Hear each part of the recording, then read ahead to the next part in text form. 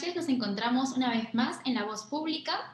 El programa de hoy trata sobre el tema de la transparencia en el arbitraje con el Estado. Por ello, Jorge Abel tiene como invitado al doctor David Ortiz Gaspar, quien es procurador público del Ministerio de Transportes y Comunicaciones. Buenas noches y te doy el pase, Jorge Abel. Buenas noches, Karen. Buenas noches, queridos amigos, a todos los que nos están viendo a nivel nacional en la transmisión en vivo y en nuestras redes sociales del Círculo de Arbitraje con el Estado, en el programa dominical que es La Voz Pública, que se transmite cada domingo a las 7 de la noche.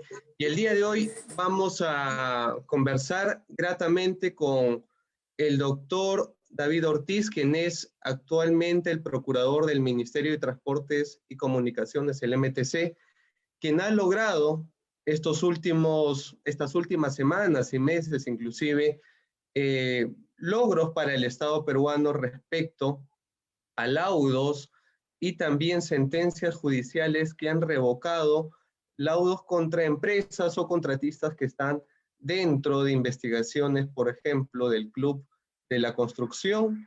Hay defensas que también han sacado ese estigma que tiene el Estado de que pierde usualmente arbitrajes, pero vemos actualmente que el MTC, como otras procuradurías, están mostrando resultados favorables para beneficio e intereses públicos. Y bien, quiero dar la bienvenida a David Ortiz. Doctor, ¿cómo está? Bienvenido a La Voz Pública. Estimado Abel, estimado Karen, tengan muy buenas tardes. Les agradezco por la cordial invitación. Yo creo que platicar sobre estos temas de transparencia en el arbitraje cuando interviene el Estado es un tema muy interesante y yo quedo atento a las preguntas.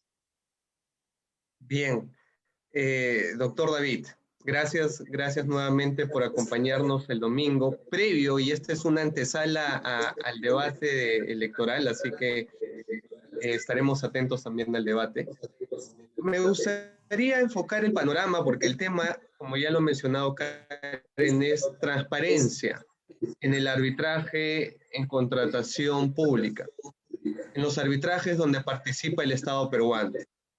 En ese sentido, doctor David, me gustaría que usted nos comente cuál es el panorama actual, ya más a un año de la pandemia, del confinamiento, del COVID.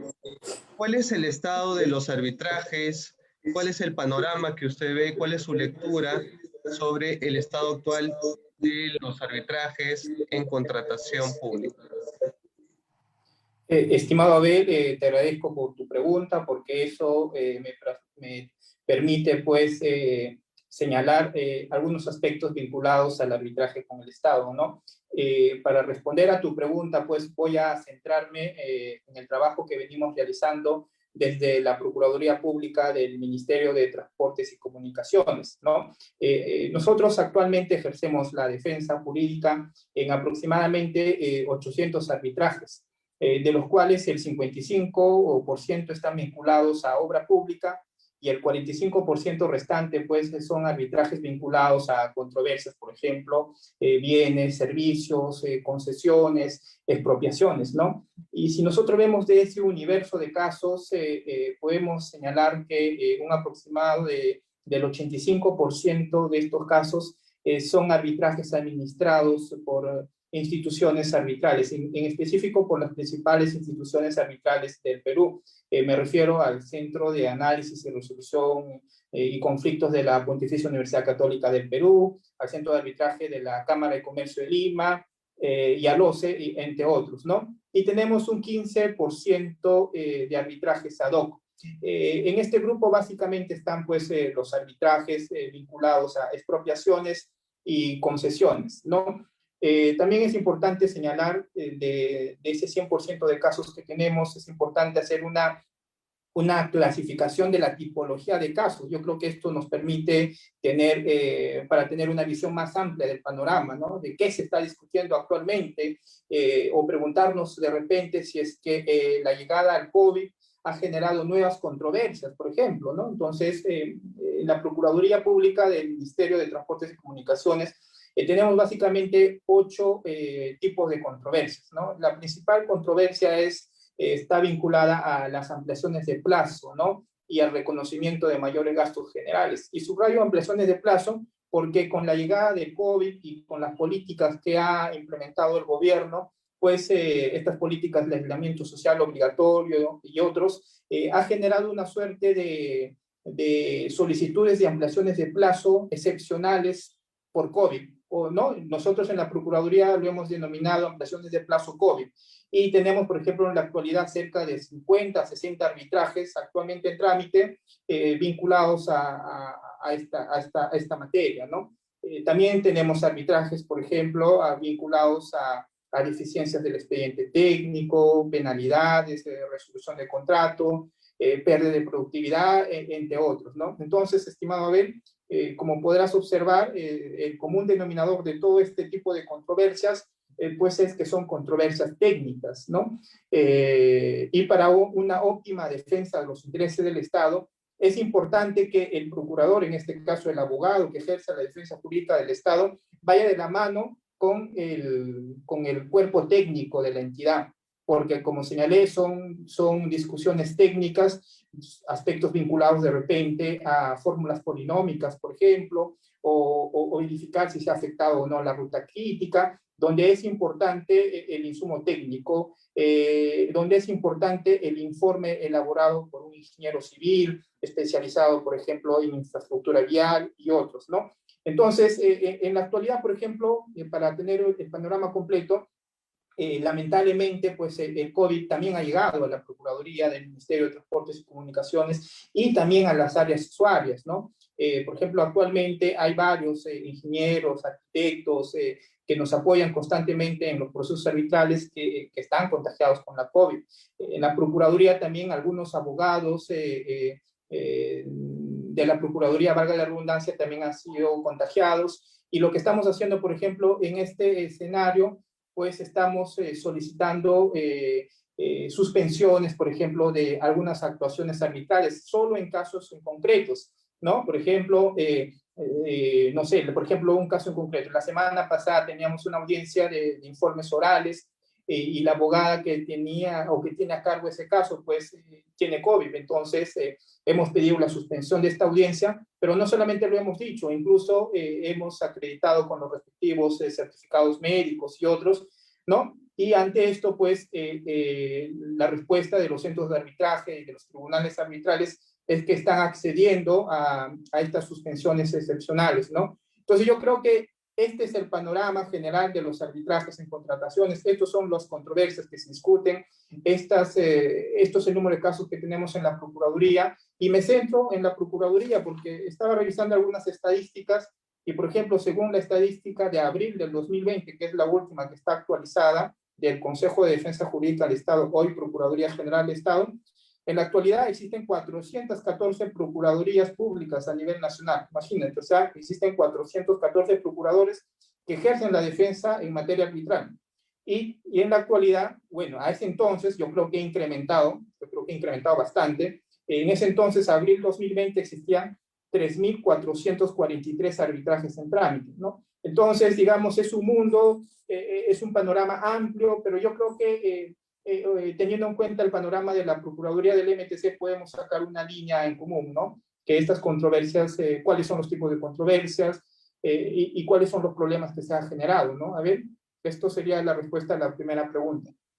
Claro, es interesante, David, lo que nos comentas respecto a esta lectura y a las importantes estadísticas que has mencionado, porque si bien es cierto, el MTC cuenta con una línea amplia de arbitrajes y también hay diferentes procuradurías que están teniendo ya arbitrajes en curso y las controversias que vienen suscitándose producto de estas contrataciones a nivel, digamos, del COVID-19.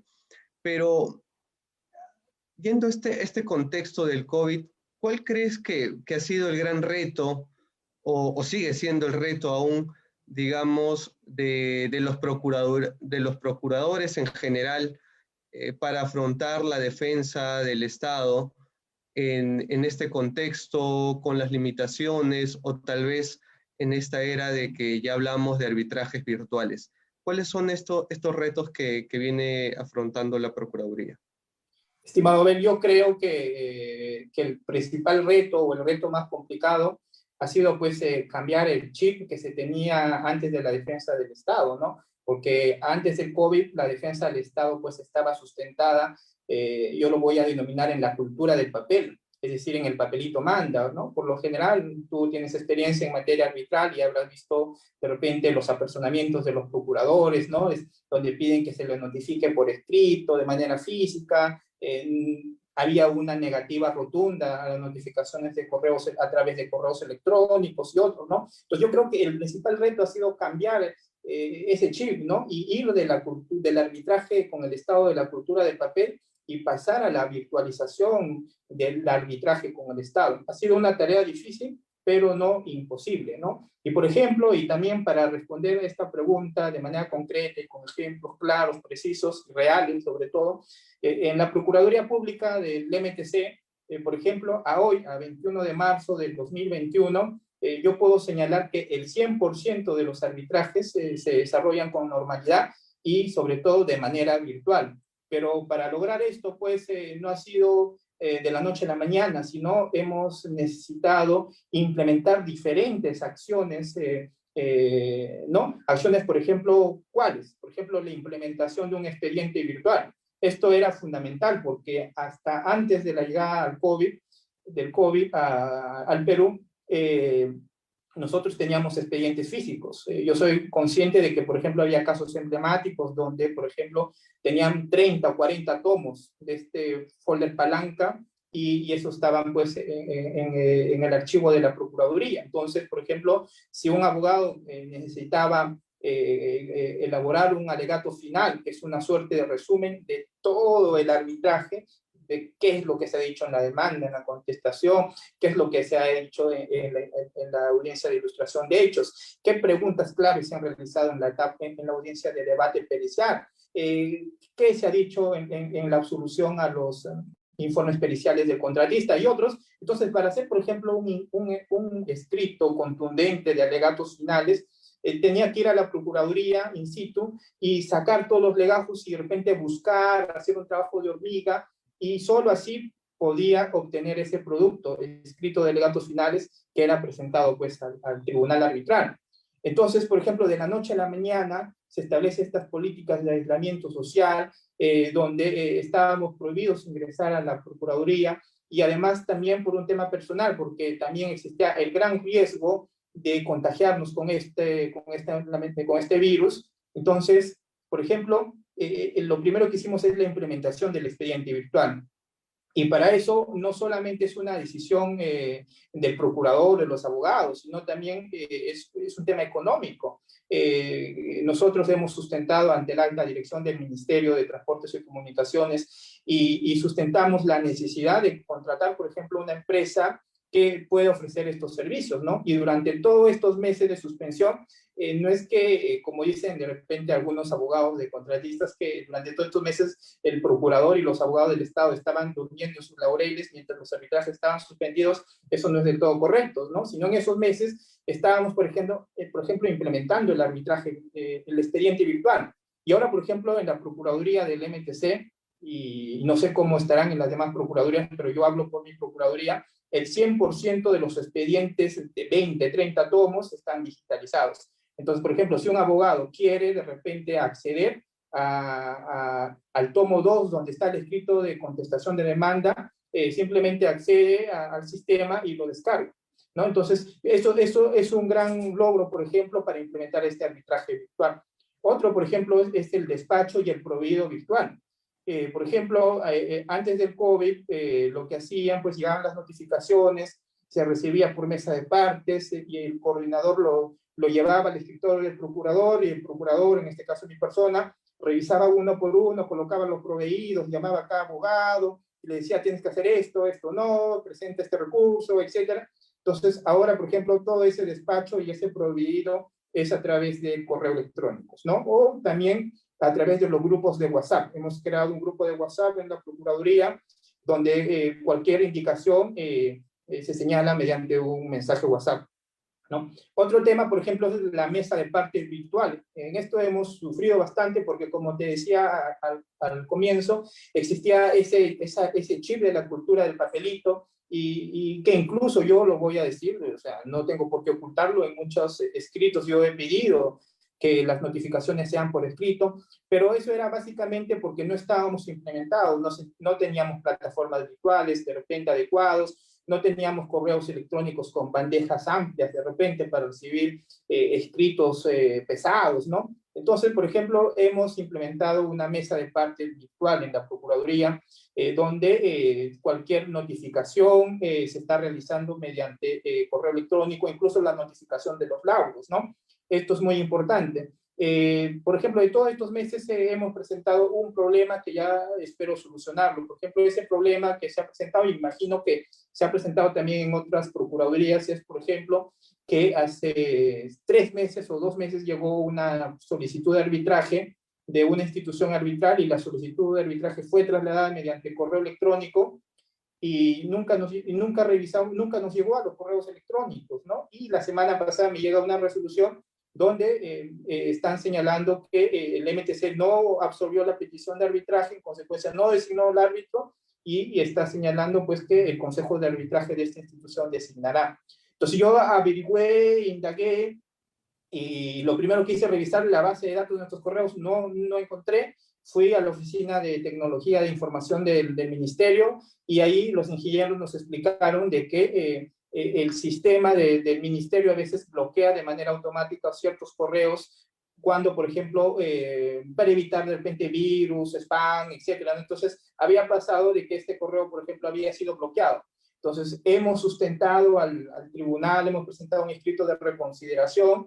Lamentablemente, el tribunal ha tenido una visión un poco errada, yo a mi criterio, y, por ejemplo, no ha declarado infundada esta reconsideración, ¿no? Entonces, eso es un problema que ha pasado y me imagino que pasará en otras procuradurías. Otro tema, por ejemplo, también importante, estimado Abel, es, por ejemplo, la conexión remota de las PC del trabajo, ¿no? Antes, o en todo caso, todos los abogados de la Procuraduría, toda la información, la base de datos lo tienen en su computadora y la computadora está ubicada en el ministerio. Entonces, era complicado pues acceder a esos archivos, ¿no? Entonces, lo que hemos hecho es a través de la adquisición de un software, es la conexión remota. Entonces, a partir de ahora, por ejemplo, o durante todos estos meses, el abogado desde su computadora en su casa puede acceder remotamente a la computadora del trabajo. Por ejemplo, otro tema, y con esto acabo esta pregunta, es la implementación de una sala de audiencias virtuales. Si bien es cierta, esta sala todavía no la utilizamos, pero nosotros en la Defensa del Estado, en el MTC, consideramos que el arbitraje virtual ha llegado para quedarse. No ha llegado solamente para suplir estos vacíos, estas deficiencias que nos está generando el COVID. Entonces yo creo que una vez ya que tengamos las vacunas, donde hayamos superado de repente vencer a este virus, yo creo que nosotros o nuestra política va a seguir por el arbitraje virtual y es por eso que estamos implementando en el 4º piso de la Procuraduría una sala de audiencias virtuales, ¿no? Donde una mesa larga, se tengan las computadoras, se tengan las herramientas adicionales para que a partir de ahora ahí se desarrollen las audiencias, ¿no? Entonces, estos son los retos que hemos tenido y que hemos implementado y que gracias a Dios lo hemos superado y el 100% de nuestros arbitrajes están en trámite en la actualidad. Qué importante lo que nos acabas de comentar, David, respecto al gran trabajo que viene haciendo la Procuraduría del MTC y esperemos que también esto sea implementado por las demás procuradurías a nivel nacional para la defensa del Estado. Y también el rol que cumplen los centros de arbitraje, y ya que estamos hablando, la mayoría de arbitrajes que tiene el Estado van a arbitrajes institucionales. Antes iban arbitrajes ad hoc por la antigua ley de contrataciones, pero ahora se derivan, creo que a un 90% de arbitrajes institucionales, salvo acuerdo expreso en un convenio arbitral, que es bien complicado. Entonces, esta importancia de los centros de arbitraje lo hemos visto, los centros de arbitraje serio de nuestro país, en coadyuvar, digamos, al trabajo que viene haciendo no solamente la Procuraduría, sino también los actores del arbitraje. Y en esa línea me gustaría preguntarte, ¿qué importancia tiene la transparencia? Porque tú hablabas de los expedientes digitales, también comentabas de los trabajos que ya se vienen haciendo a nivel de Procuraduría, pero ¿qué importancia tendría y qué impacto generaría a fomentar más la transparencia en los arbitrajes donde participa el Estado? Hemos escuchado o hemos visto también algunos centros de arbitrajes que hablan de faros de transparencia, que están publicando los laudos. El OCE publica los laudos, y yo recuerdo que hace 4 años, 5 años atrás, había mucha resistencia en publicar los laudos. Sin embargo, hemos visto que este chip, digamos, se está cambiando. ¿Cuál es tu lectura sobre este tema? Sobre este tema, estimado Abel, yo considero que en los arbitrajes donde el Estado es parte, la postura de admitir la publicidad va ganando terreno a la visión contractualista del arbitraje, ¿no? Hay una visión contractualista del arbitraje que todavía se opone a la publicidad, a la transparencia, y que solo dicen pues que se debe aplicar la confidencialidad porque la confidencialidad es innato, inherente al arbitraje, es innato al convenio arbitral, ¿no? Pero yo creo que esa posición está cediendo y la publicidad se está colocando en vitrina, al menos en arbitrajes donde interviene el Estado, ¿no? ¿Y ello a qué se debe? Básicamente algunos aspectos de la realidad, ¿no? Yo creo que hoy en día se tiene mayor conciencia de que uno de los aspectos que puede haber afectado la imagen del arbitraje, en el Perú eso lo hemos visto, ¿no? Con algunos casos, justamente es el secretismo, ¿no? El secretismo bajo el cual se ha desarrollado, ¿no? Por ejemplo, el caso Orellana, tenemos el caso Odebrecht, entre otros, ¿no? Entonces, ante esa postura, yo creo que considero que la transparencia va a ayudar al fortalecimiento y legitimidad de los arbitrajes con el Estado, ¿no? Y tú has dicho algo muy interesante, estamos a puertas de un debate de propuestas presidenciales, y yo he estado revisando algunas propuestas de algunos candidatos que tienen bastante opción de ganar, que proponen, por ejemplo, eliminar el arbitraje con el Estado. ¿Por qué? Porque sus asesores, no creo que ellos hayan tenido la delicadeza de revisar todo esto, sus asesores piensan de que el arbitraje es secreto, es oscuro, de que el arbitraje solo favorece a un grupo de empresarios, de que el Estado siempre pierde. Entonces, los políticos pues muchas veces ceden al canto de las sirenas, al populismo, y se dejan llevar por ese populismo. Dicen, entonces vamos a eliminar el arbitraje de la contratación pública. Yo creo que eso es peligroso, ¿no?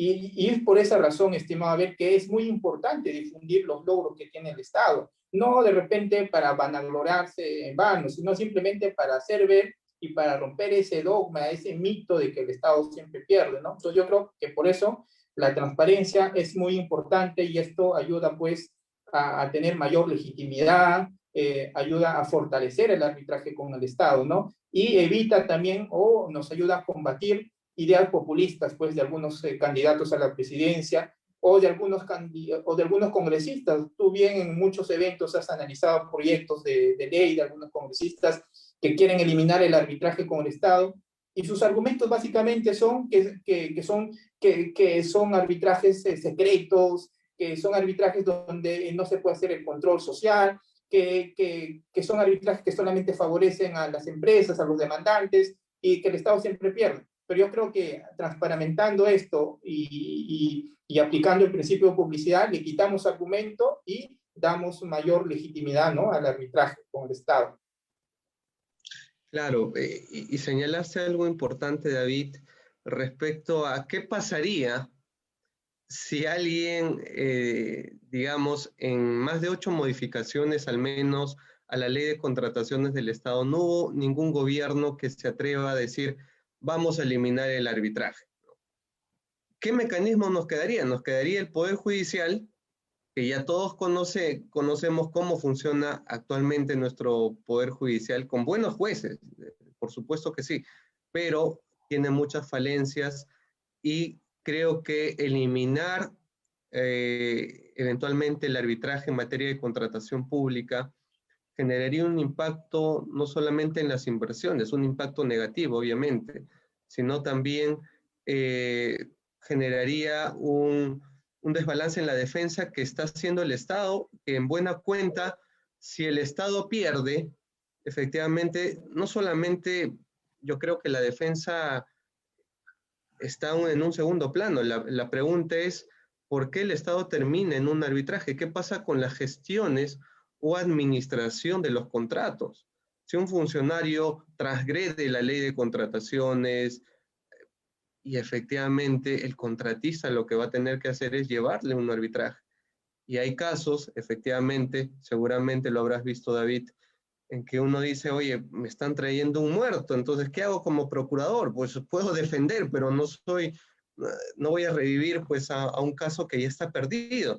Igual, cuando uno asesora a un contratista, efectivamente hace un informe, un análisis y dice, oye, este caso, hiciste la pata o no incumpliste algo, pero no, los abogados tampoco vamos más allá de las leyes al asesorar un caso. Pero bueno, en esta línea, David, me gustaría saber que hay opiniones, como tú lo has mencionado, a favor de la confidencialidad, hay otras a favor de la transparencia, y esto tiene posiciones divergentes en la actualidad. Pero en temas de arbitraje donde participa el Estado, porque hay un reglamento de UNCITRAL que es internacional sobre las actuaciones y la transparencia en los arbitrajes de inversión, donde participa el Estado. Entonces, en estos casos, cuando hablamos de arbitraje en contratación pública, la regla debería ser la transparencia, es decir, el principio de transparencia sobre la confidencialidad, porque la confidencialidad se entiende pues en los arbitrajes entre privados, ¿no? Pero donde hay fondos públicos, donde una de las partes es el Estado, y sobre todo donde hay un interés general de todos los peruanos, obviamente, debería primar la transparencia. ¿Cuál es tu lectura? Yo considero que sí, estimado Abel, dado que en el arbitraje con el Estado pues se discuten temas de gran trascendencia como aspectos vinculados a obras públicas destinadas a satisfacer necesidades básicas como por ejemplo salud a través de la construcción de obras públicas, no sé, hospitales, postas médicas, educación a través de la construcción, por ejemplo, de universidades, centros educativos, el mismo transportes, ¿no? En la construcción de obras de infraestructura vial, es decir, carreteras, puentes, caminos, ¿no? Entonces yo creo que esto es muy importante que en el caso de la contratación pública la regla sea pues la transparencia, ¿no? Y la excepción por ahí de repente la confidencialidad, ¿no? Yo creo que esto es trascendental porque si de repente queremos dar sustento a lo que estoy diciendo, podemos revisar, por ejemplo, un caso CIADI. He estado revisando justamente a propósito de una ponencia que tuve hace 2 semanas sobre algunos temas CIADI, ¿no? Por ejemplo, en el caso Lowen contra Estados Unidos, en este caso este tribunal señaló que la obligación general de confidencialidad en el arbitraje de inversión no resulta deseable, porque puede restringir pues el acceso público a la información relacionada a asuntos públicos, ¿no? Entonces yo creo que por esa razón la transparencia juega pues un papel clave en el desarrollo de los arbitrajes con el Estado, porque da un derecho, si se podría decir, a los ciudadanos a conocer lo que está ocurriendo en un arbitraje, ¿no? Donde el Estado es parte y que concierne interés público. Yo creo que esto es muy importante porque como dice un dicho, el mejor desinfectante es la luz, ¿no? En consecuencia, transparentando las actuaciones arbitrales, digamos, llevas un escenario público estos debates y esto ayuda bastante para que se pueda perfeccionar incluso la defensa del Estado, y no solamente la defensa del Estado, sino la actuación de los demás actores, de los peritos, de los árbitros. ¿Por qué? Porque si es que una audiencia es pública, como de repente los arbitrajes se hay, se transmiten vía aparatos virtuales, ten la seguridad de que todos los abogados de las procuradurías, todos los procuradores van a tener que revisar bien su teoría del caso, van a tener que prepararse muy bien porque están ante los ojos del público, de la crítica, que en una democracia es buena. Y los mismos árbitros van a tener que prepararse, van a tener que revisar el caso. Yo he tenido muchas audiencias donde muchos árbitros connotados se equivocan incluso de casos, o de repente no hacen ninguna pregunta, y eso evidencia de que de repente no han revisado el caso, de repente no se han preparado, ¿no? He estado en audiencias donde he participado, donde peritos han sustentado su pericia, peritajes bastante básicos, peritajes que el perito no conoce lo que ha escrito en su pericia, se contradice. Entonces yo creo que transparentando esto, otorgamos un derecho a la ciudadanía para que ellos puedan controlar, ¿no? Y también los actores del arbitraje se puedan pulir más y hacer una adecuada defensa de los intereses del Estado y también de los intereses de la contraparte, ¿no? Porque los accionistas de un consorcio de repente también van a estar viendo desde sus domicilios de cómo está ejerciendo la defensa los intereses del contratista, los estudios jurídicos de repente, ¿no? Entonces yo creo que eso es muy importante, ¿no? En ese sentido, yo creo que la transparencia juega un papel clave en el desarrollo de los arbitrajes con el Estado, ¿no? La transparencia, yo creo, ayuda o refuerza a la aceptación de la opinión pública y da legitimidad al sistema arbitral, ¿no? También debemos tener en cuenta, como tú bien has dicho, hace poco, digo hace poco porque es solamente en el 2013, la UNCITRAL ha emitido el reglamento sobre la transparencia de arbitraje de inversiones y de inversionistas y estados, ¿no? Por ejemplo, este reglamento UNCITRAL señala como regla el principio de transparencia y como excepción el principio de confidencialidad. Y los sustentos es porque hay un interés social, participa un Estado, y en consecuencia, pues, los Estados tienen que rendir cuentas de las actuaciones, ¿no? Y es por eso, por ejemplo, aplicado esto a un contrato a un arbitraje con el Estado, el procurador público, por ejemplo, quien habla, aparte de ser parte, valga la redundancia, en un proceso arbitral, de repente demandante o demandado, también es funcionario público. Y como funcionario público, por ejemplo, tiene una obligación fundamental, que es la obligación de rendir cuentas a la ciudadanía, de rendir cuentas de cómo está ejerciendo la defensa, de rendir cuentas de cuáles son los logros que está obteniendo en la defensa de los intereses del Estado. Y de repente no podría yo callarme ante la lectura literal del artículo 51, por ejemplo, de la ley de arbitraje, que lamentablemente en este aspecto hemos tomado el principio de confidencialidad como regla y la transparencia como excepción. Pero yo creo que es una lógica totalmente diferente, ¿no?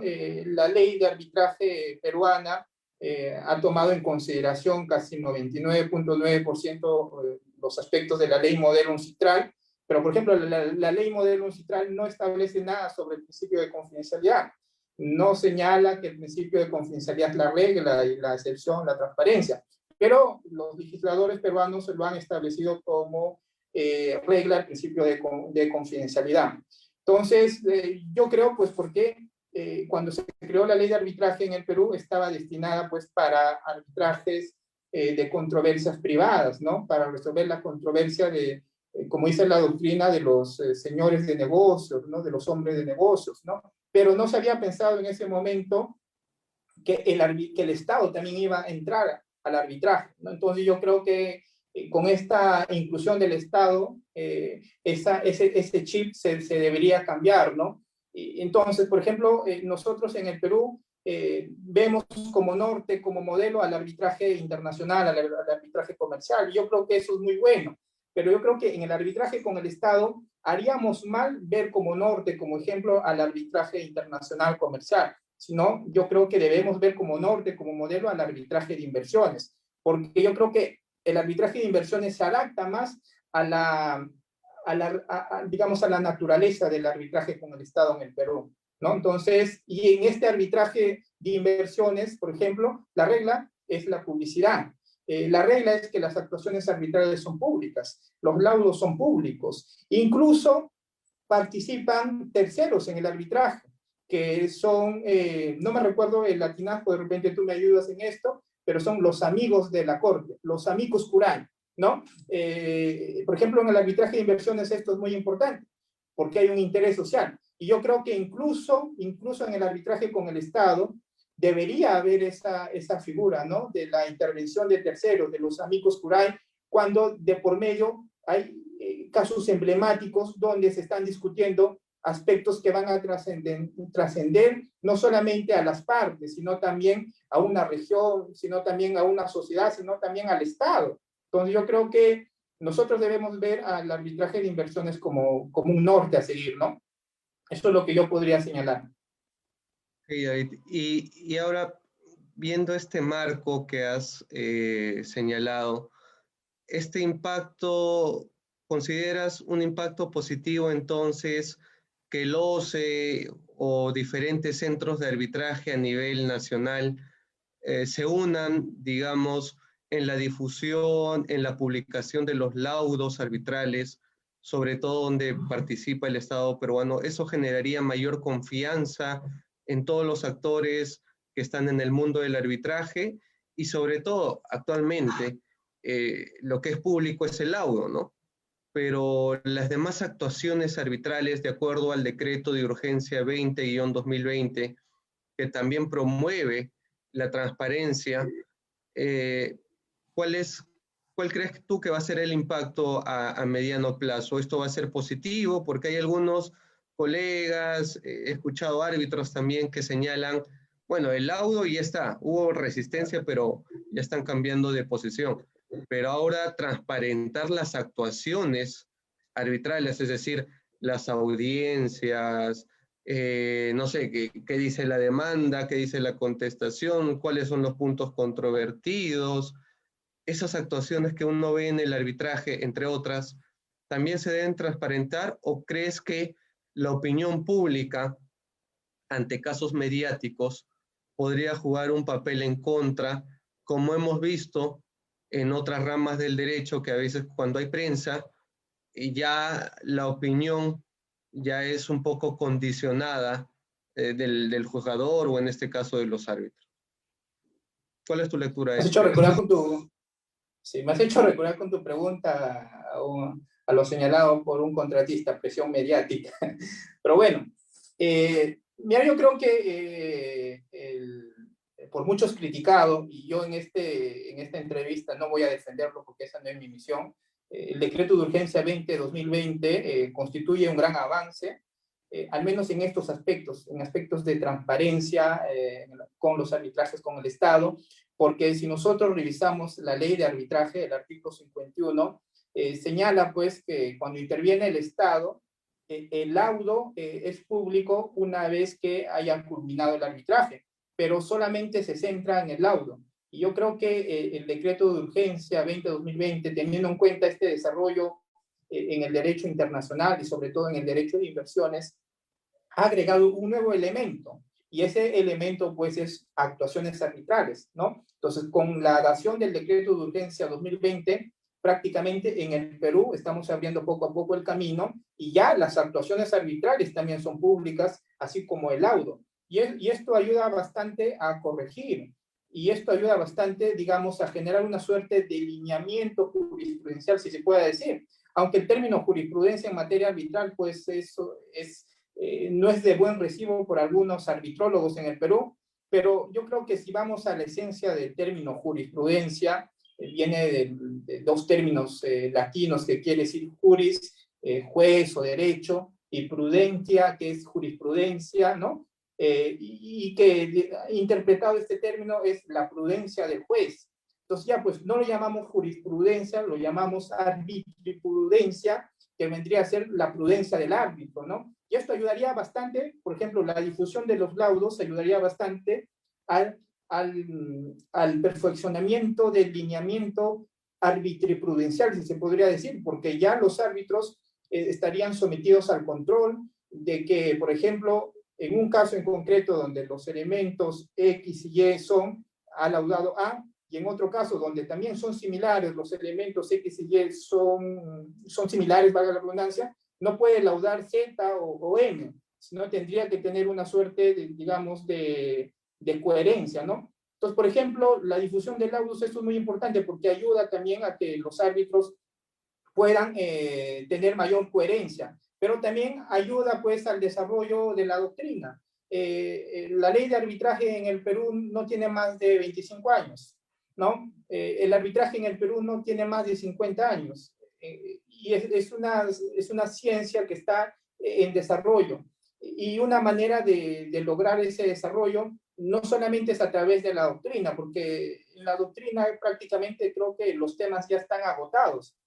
Yo creo que una manera adecuada de estudiar el arbitraje es a través de los casos, y los casos están pues en los laudos, ¿no? Yo, por ejemplo, tengo un proyecto muy importante y que espero concretarlo algún día. Por ejemplo, yo en el Ministerio de Transportes y Comunicaciones tengo más o menos como 5.000 laudos archivados. De esos 5.000 laudos lo voy a clasificar en materias, no sé, un grupo de repente ampliación de plazo, otro sobre de repente resolución de contratos, sobre penalidades, y luego voy a clasificar sobre árbitros. Entonces, espero sacar más adelante una publicación y ver de repente el lineamiento jurisprudencial o arbitriprudencial de los árbitros en el Perú, y ver cómo ha cambiado ese lineamiento, ¿no? Cómo han dicho A en un caso y cómo han dicho B en otro caso, y hacer ver esas contradicciones. Y eso ayuda bastante. O sea, no digamos, ese aporte no es con el sentido de hacer quedar mal a un árbitro determinado, sino simplemente a través de la crítica sana o de la sana crítica, ayudar al perfeccionamiento de una ciencia que está en desarrollo, El arbitraje en el Perú todavía no se ha consolidado, y yo creo que una manera adecuada es a través de la difusión de los laudos. Por ejemplo, y con esto cierro esta pregunta, hace una semana nosotros obtuvimos un laudo favorable en un tema de telecomunicaciones, y este laudo se difundió en cumplimiento estricto del artículo 51 de la ley de arbitraje, porque el arbitraje ya concluyó. Esperamos que nos notificaran las solicitudes contra laudo para que de repente no haya problemas de por medio, y créeme que ha llegado más o menos como 5 solicitudes de universidades, de directores de revistas, de estudiantes universitarios que se van a graduar con tesis, y pidiéndome, por ejemplo, el laudo arbitral. Por ejemplo, antes la posición era de que esto es confidencial, temas restringidos, no, negativo y no te doy. Pero lo que estamos haciendo ahora, bienvenido, toma el laudo. Es más, toma algunos elementos más. ¿Por qué? Porque, por ejemplo, que ese laudo se analice en un debate académico, se analice de repente en una revista, se analice de repente en un congreso, va a ayudar bastante a perfeccionar. Entonces yo creo que la difusión de los laudos es muy importante, ¿no? Qué buen trabajo y qué buena noticia saber que estás haciendo ese trabajo.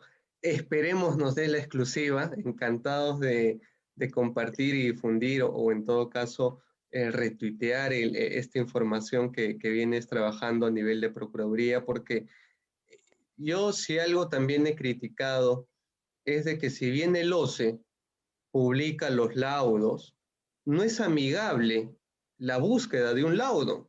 Uno va y tiene que ser un trabajo de hormiga para encontrar el laudo. Y lo que yo siempre he dicho, ¿quieres conocer a un árbitro? Lee su laudo. Al árbitro lo vas a conocer por la calidad de su laudo. Entonces, claro, cuando uno como abogado estudia también un árbitro, se encuentra, como bien señalas, en un caso dijo A y en un caso similar dijo B. ¿Por qué cambió esas posiciones? Si aparentemente todo es similar. Y esto ayuda efectivamente a estudios de tesis, análisis que se pueden dar, como lo hizo en algún momento el doctor Julio Wong, quien analizó las sentencias judiciales de anulación del laudo, que eso ayudó a una crítica constructiva, a poner el tema sobre la mesa y efectivamente a defender el arbitraje, porque uno dice, no, no digas esto porque quieres generar desconfianza en el... No, al contrario, trabajar sobre un tema delicado, pero fortalecer la institución. Creo que eso, a eso vamos, los que al menos queremos contribuir a una institución que queremos mucho. Ya nos va ganando el tiempo. Me gustaría hacerte muchas preguntas, David, pero dos cortitas. ¿Qué opinas sobre la importancia del control judicial y el panorama y el rol que vienen haciendo las salas comerciales de Lima? ¿Y compartes esta opinión de el Estado pierde arbitrajes o ya hay un nuevo panorama hoy en día? Bueno, respondo a tus preguntas, ¿no? Con respecto al control judicial. Hace poco una revista peruana de derechos de estudiantes de derecho entrevistó al profesor Bernardo Cremades y le hizo esta pregunta, ¿no? ¿Usted considera que debería existir el control judicial en el arbitraje? De repente esperando una respuesta que no, ¿no? Pero sorprendentemente el profesor Cremades les dijo, y cito literalmente, dijo: yo soy un defensor a ultranza de mantener el control judicial del laudo arbitral. Y efectivamente, yo creo que el control en un Estado de Derecho es muy importante, porque de lo contrario, pues retrocederíamos al Estado de la fuerza, al Estado de hecho, donde no existía control, donde existía pues una voz autorizada, donde primaba el más fuerte, ¿no? Yo creo que estamos en un Estado constitucional de derecho y el control es inherente, ¿no? Porque yo creo que sin control se puede pues pervertir muchas instituciones, ¿no? Y yo respondo a esta pregunta con esta frase de un constitucionalista que no recuerdo en este momento su nombre, y a este constitucionalista le preguntaban: ¿usted cree que debería existir el derecho como control, debería existir el Estado para controlar a las personas? Y este constitucionalista responde y dice, si los hombres fueran ángeles, no existiría el derecho y tampoco existiría el Estado para controlarlos. Pero lamentablemente no son ángeles y por lo tanto tiene que existir el Estado y tiene que existir el derecho.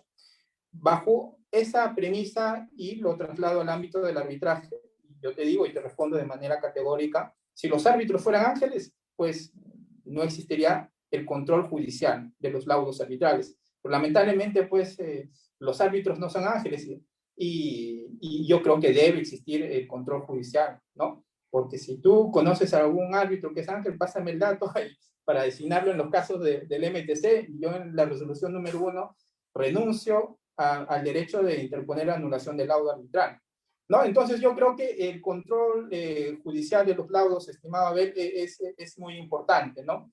Y ya respondiendo a tu última pregunta de esa frase de que el Estado siempre pierde, yo estoy desacuerdo con esa premisa, porque ese mito pues ha sido creado por la Contraloría General de la República, ¿no? Hay que decirlo con todas las letras, ¿no?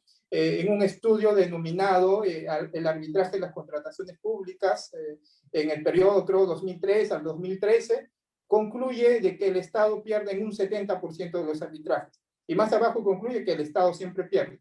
Y a partir de ahí se ha generado una leyenda negra de que el Estado siempre pierde, y de ahí se agarran pues los candidatos populistas a la presidencia que quieren eliminar el arbitraje porque el Estado siempre pierde. De ahí se agarran pues los congresistas que presentan proyectos de ley que son unos mamatratos, ¿no? Donde quieren eliminar el arbitraje de la contratación pública. Pero yo creo que ese término ya se ha desmitificado, y yo creo que con las estadísticas del MTC vamos a sacarlo de ese escenario. Por ejemplo, del 2017 a la fecha, nos han notificado 312 laudos arbitrales.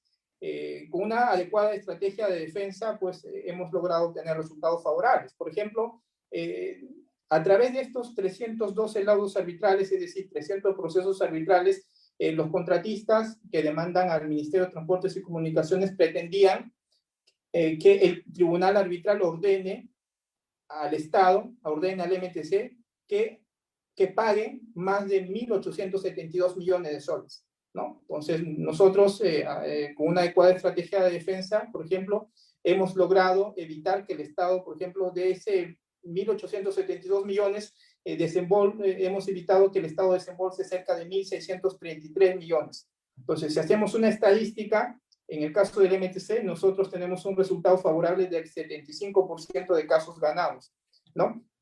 Y en los laudos desfavorables, por ejemplo, del 2018 a la fecha, hemos anulado 38 laudos arbitrales. Y con estos 38 laudos arbitrales hemos recuperado, por ejemplo, un monto de 200 millones de soles que se habían pagado pues, a los contratistas. Muchos de ellos laudos anulados por ejemplo, por falta de motivación, por materia no arbitrable.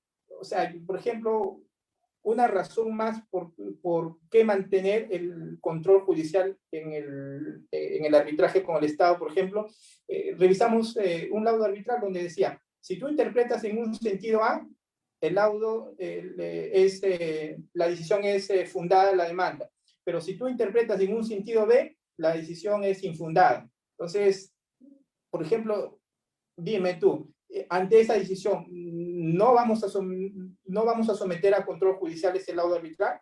Es más, tanto el demandante como el demandado sometimos a control judicial ese laudo, porque ese laudo pues era un laudo que no se podía interpretar y en consecuencia era un laudo inejecutable. ¿Qué hubiera pasado si no hubiera existido el control judicial en este supuesto? Lamentablemente este laudo hubiera sido un laudo inejecutable y tanto el Estado como el contratista no hubiera obtenido pues justicia arbitral, en ese caso en concreto, ¿no? Entonces yo creo que con eso hemos demostrado de que el mito del Estado siempre pierde ha sido desterrado pues del ámbito de la contratación pública, ¿no? Yo creo que eventos como esto ayudan bastante también a poder eliminar ese mito porque no contribuyen al arbitraje con el Estado, ¿no?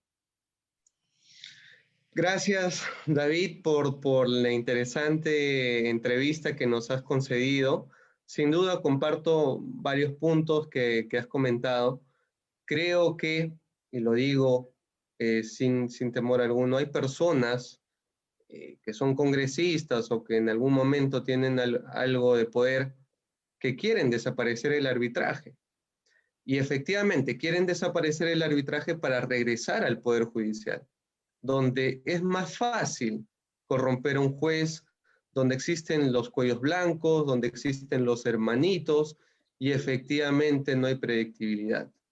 No en todos los casos, efectivamente conozco jueces a carta cabal, pero si hay estos intereses es porque efectivamente hay un trasfondo oscuro que seguramente frente al arbitraje, la transparencia, los faros que promueven, digamos, que las actuaciones sean públicas, se está combatiendo con la corrupción. Así que hay mucho trabajo por hacer, hay cosas que hay que ir fortaleciendo en el arbitraje, más allá de las personas, más allá de las instituciones, creo que debemos apuntar a la defensa del arbitraje y que se siga consolidando cuando muchas veces vemos, y sobre todo ahora que hay jóvenes, estudiantes, que hablan de arbitraje, que hablan de contratación pública, y hay una generación que creo yo va a entrar con nuevas miras, con un nuevo panorama de hacer las cosas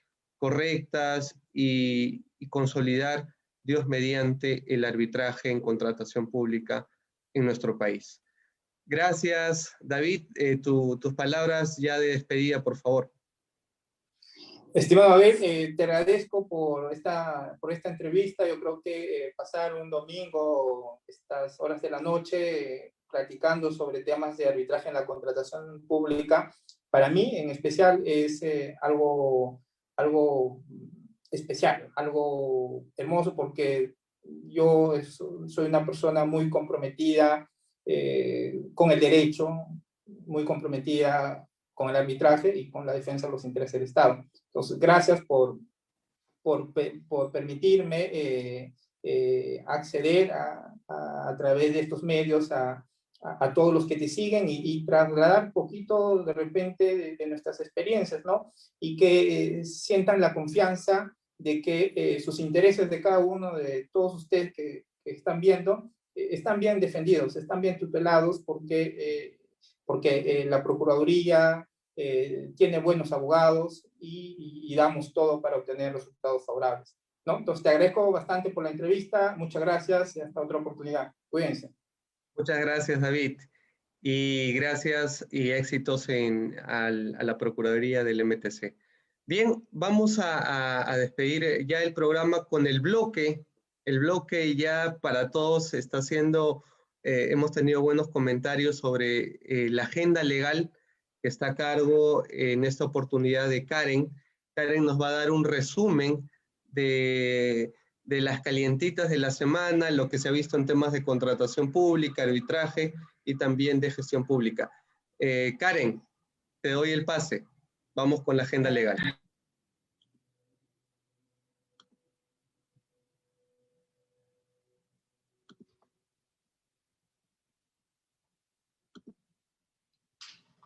Bien.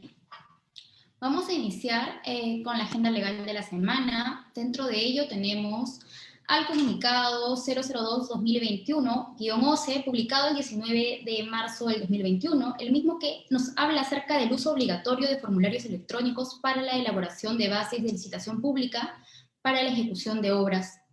Dentro de esto, el OCE informa que a partir del 5 de abril, las entidades indicadas en el listado que se encuentra contenido en el portal web van a tener que utilizar los formularios electrónicos implementados en el SEACE para elaborar las bases de licitaciones públicas para la ejecución de obras que se convoquen a partir de tal fecha. Luego de ello, hemos tenido esta semana la grata noticia del ranking de los Leaders League, donde hemos podido ver a los diversos árbitros quienes han resaltado en muchas de las categorías, ¿no? Entre ellos hemos tenido al doctor Alfredo Bular, la doctora Elvira Martínez Coco, el doctor Fernando Cantuarias, Hugo Sologuren, Mario Castillo, entre otros, quienes han destacado como ya lo vienen haciendo durante muchos años. Continuando con ello, la novedad de la semana ha sido el arbitraje iniciado por Telefónica ante el CIADI contra el Perú por reclamo de impuestos. Respecto a este tema, aprovecho para invitarlos a acompañarnos la próxima semana, ya que vamos a tener como invitado al doctor Luis Puglianini, quien nos va a compartir sus reflexiones acerca de este tema. Como siguiente noticia, tenemos la inhabilitación por 36 meses de las universidades USIL y ESAM por presentar documentación falsa en concursos públicos. De esta manera, la cuarta sala del Tribunal de Contrataciones del Estado confirmó la sanción de 36 meses de inhabilitación temporal. Es decir, dentro de estos 36 meses, ambas universidades no van a poder ejercer su derecho a participar en procedimientos de selección, procedimientos para implementación o extender la vigencia de los catálogos electrónicos del acuerdo marco. También tenemos la noticia de que se aprobó la nueva ley de conciliación virtual, la misma que va a modificar algunos artículos de la ley 26872 con la finalidad de permitir la implementación del arbitraje virtual y para que se pueda dar en algunos casos de manera presencial y sino también a través de los diversos medios electrónicos. Si bien es cierto, aún no tiene reglamento, hay que reconocer el gran avance que ha logrado la comunidad de la conciliación, que ha venido luchando todos estos meses para lograr esta implementación y que poder continuar con el desarrollo de las audiencias virtuales. Por último, se ha publicado la guía de la Organización para la Cooperación y el Desarrollo Económicos, OCDE, para los funcionarios públicos, la misma que busca que los funcionarios públicos peruanos sean agentes de cambio, embajadores de cambio, y que ayuden a sus instituciones a hacer un gobierno abierto. Dentro de ellos señala un listado de las diversas prácticas que ya se dan en la realidad, ¿no? Y también un listado de las prácticas que podrían implementar los funcionarios públicos para lograr que sus instituciones se acerquen más a un gobierno abierto, ya que señalan que realizar un cambio de manera correcta podría permitir que el Estado se acerque de una mejor manera a los ciudadanos. Bueno, ese ha sido el resumen legal de la semana, Jorge Abel. Muchas gracias, Karen. Y bueno, ya nos toca despedir el programa de La Voz Pública, agradeciendo a todos los amigos que nos han acompañado el día de hoy. El próximo domingo estaremos a las 7 de la noche con un nuevo invitado que también analizará el tema de del arbitraje iniciado por Telefónica, así que eso va a estar interesante. Y bueno, con nosotros nos despedimos para hasta una nueva oportunidad. Los esperamos el próximo domingo a las 7. Karen, cuídate y saludos. Saludos. Chao. Cuídense, amigos.